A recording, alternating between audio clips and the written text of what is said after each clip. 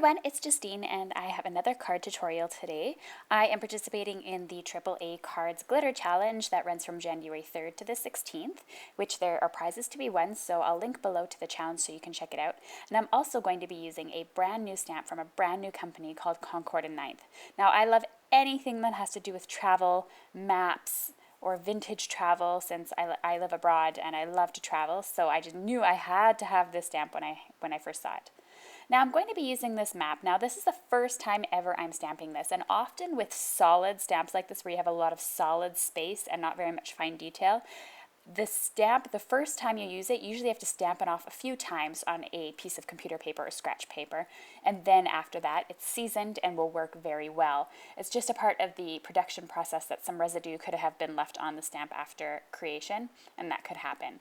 So I'm going to be using my Misty tool today so I don't have to season my stamp at all. And the reason why is because I can actually stamp this over and over again in the exact same spot. You can see I lined it up at the 1-inch line, and the reason why I did that was because if I put it towards the edge of my Misty, it wouldn't have stamped the entire left-hand part of the North America, like it wouldn't have stamped Alaska, just because it would have been too close to the edge. So as you can see, it stamped extremely well the very first time, but I did want to darken it up just a little bit with that Pigment VersaFine Black Onyx ink, which I absolutely love to use for fine detail stamps and black. This ink also cleans off quite well using just a baby wipe, so I really like that about the ink as well. So as you can see, I've just created a really quick and easy simple card that you could just leave as is if this was on a card base. It looks really great, and I would probably just add a couple of little touches, maybe a little bit of color.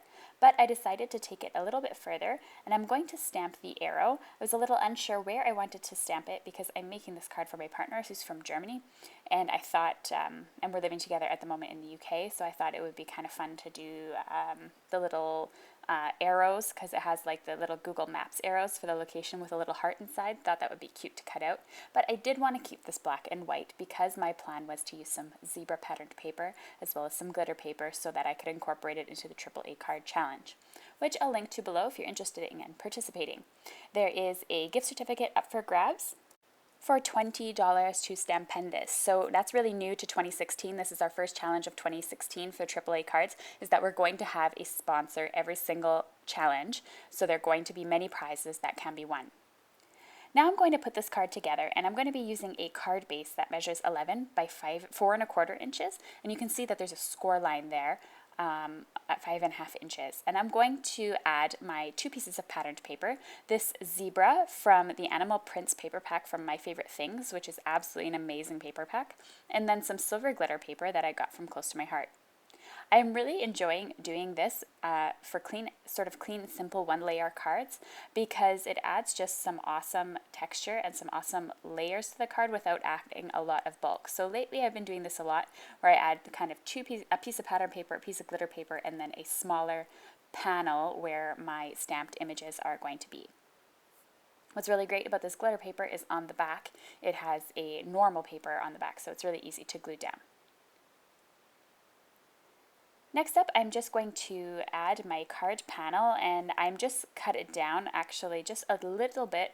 So I cut it down to 3¾ inches by 5¼ inches, and that way I can see the patterned paper as well as have that white frame around the card. So I'm just going to add some 3D foam tape here and get this stuck onto the front of my card. So now that all that's removed, I can add my panel. I want to be sure that I can see enough of the silver paper, and I really, really love the fact that that silver really breaks up the zebra pattern paper to the card panel and just adds a really awesome little bit of shine and shimmer. If I didn't add those 2 pieces, I probably would have had to add some color just to add some interest to the card. So I hope you enjoyed today's card tutorial, and you'll check out Concord 9th, the new stamp company, as well as our challenge for this month. All the supplies used are linked to below in the video description or on my blog. You can click up at the top there for a quick and easy access to my blog. You can click on the right on the subscribe button to subscribe to my channel, or you can check out my last video featuring Create a Smile stamps by clicking on the video that's playing on the screen. Thanks so much for watching, everyone. Catch you next time.